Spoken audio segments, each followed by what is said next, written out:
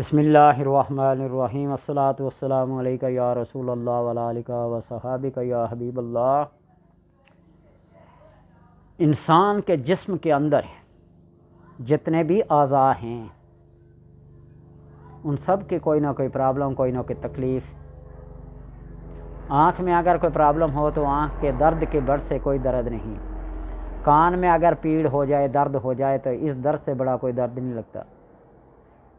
داڑھ کا درد ہو جائے تو اس سے بڑا کوئی نہیں لگتا۔ گویا کہ جہاں جہاں درد اٹھیں گے ان سارے دردوں کی کوئی نہ کوئی دوا ہے، اور سارا جسم ہی اگر درد میں ہو تو پھر کیا ہوگا؟ جسم ہے سارا چھلنی چھلنی، درد بیچارہ کہاں سے اٹھے؟ بعض دفعہ ایسے بھی ہوتا ہے۔ ناک، کان اور گلا، اس کا اسپیشلسٹ ENT ڈاکٹر، بڑی بڑی مہنگی ادویات اور بڑے بڑے مہنگے ڈاکٹر، یہاں غریب کی پانچ بلکہ وہ سوچ بھی نہیں سکتے کہ ان ڈاکٹروں کا صرف نام سنا ہوتا ہے، ان کی فیس یا ان کی دوائیاں افورڈ نہیں کر سکتے۔ پھر غریب بیچارہ کیا کرے؟ وہ میرے دوسرے چینل پر ایک ویڈیو ہے نا، سبحان اللہ الحمدللہ اللہ اکبر کی، امرا اور غربا، جب آپ صلی اللہ علیہ وسلم کے پاس گئے نا کہ امارات وہ درجات لے جائیں گے صدقے اور خیرات کی وجہ سے، غربا کیا کریں؟ تو آپ نے غربا کو سبحان اللہ الحمدللہ اللہ اکبر بتایا، امرا نے بھی یہ کرنا شروع کر دیا۔ تو بہرحال یہ اللہ تبارک و تعالیٰ کے حکمت کے تقاضے ہوتے ہیں۔ تو اب اگر کوئی شخص ناک، کان اور گلے کی پرابلم میں مبتلا ہو جائے اور پھر اتنے مہنگی ادویات، میڈیسنز اس کی پہنچ سے بہت دور ہیں، وہ افورڈ نہیں کر سکتا، تو پھر وہ بیچارہ کیا کرے؟ اللہ کی کلام، اللہ کی کلام ایک ایسا مؤثر ترین ذریعہ ہے جس کا مقابل کوئی نہیں، مؤثر ترین ذریعہ ہے کہ ہر غریب اور ہر امیر اس سے مستفید ہو سکتا ہے۔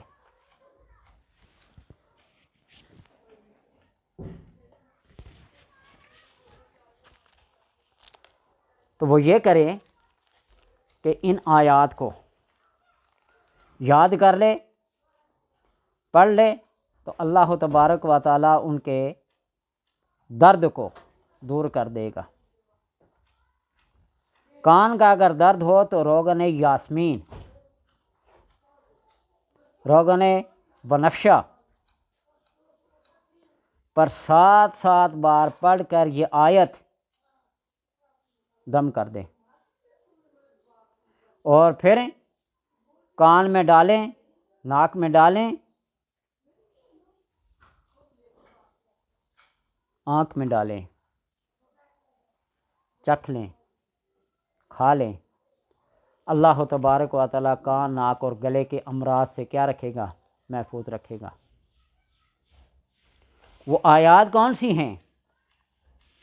سورہ عنکبوت کی آیت نمبر 59 اور 60 نمبر آیت، الذین صبروا علی ربہم یتوکلون، الذین صبروا وعلی ربہم یتوکلون، وکأین من دابۃ لا تحمل رزقها اللہ یرزقها وإیاکم وہو السمیع العلیم۔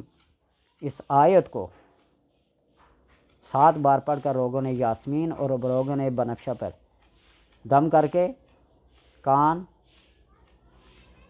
ناک، گلے میں ڈالیں تو اللہ تبارک و تعالیٰ ان امراض سے نجات دے دے گا، درد میں کمی ہوگی، خود بھی فائدہ اٹھائیں اور لوگوں کو بھی۔ میں نے یہ چینل اسی لیے ساتھ دعائیں بھی اور دعائیں بھی مادیت بھی اور روحانیت بھی اللہ تبارک و تعالیٰ کے کرم سے، اس کے فضل سے ان ادویات میں، ان طبی نسخہ جات میں بڑی حکمت رکھی ہے۔